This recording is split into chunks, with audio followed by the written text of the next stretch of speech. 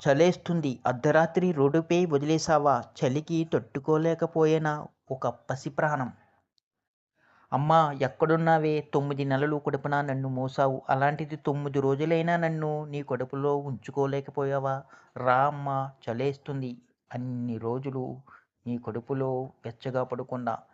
ఇప్పుడు చలికి తట్టుకోలేకపోతున్నా. నీ కడుపులో చీకటిగా ఉన్నా హాయిగా ఉండేది. కానీ ఈ చీకటి నన్ను చంపేస్తుంది. అదుగో దూరంగా కుక్కల అరుపులు వినిపిస్తున్నాయి. గట్టిగా కేకలు వేయడానికి కూడా భయంగా ఉంది. ఎక్కడున్నావమ్మా? అర్ధరాత్రి రోడ్డుపైన నన్ను ఒంటరిగా వదిలేసి ఎక్కడికి పోయావు? అమ్మా! ఓసారి ఇటు రావే.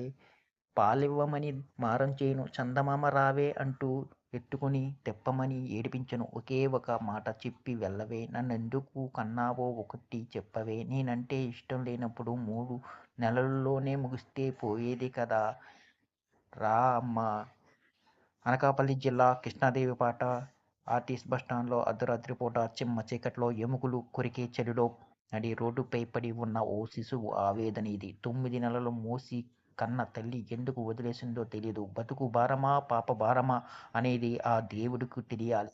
కానీ ఎముకలు గడ్డకట్టి చలిలో బొడ్డు కూడా ఊడకముందే ఆ చిన్నారికి 100 ఏళ్లు నిండిపోయాయి.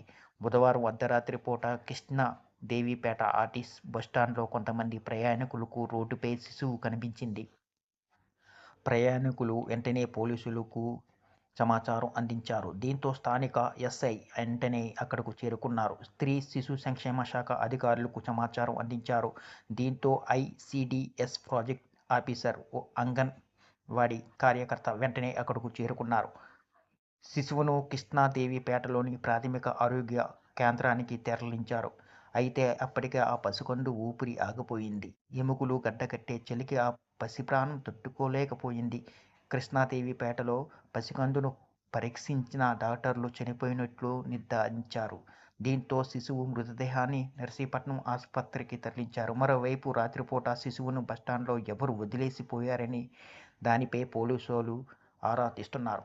సీసీ ఫుటేజ్ సాయంతో వదిలి వెళ్లిన వారిని గుర్తించి చర్యలు తీసుకుంటామని పోలీసులు వెల్లడించారు.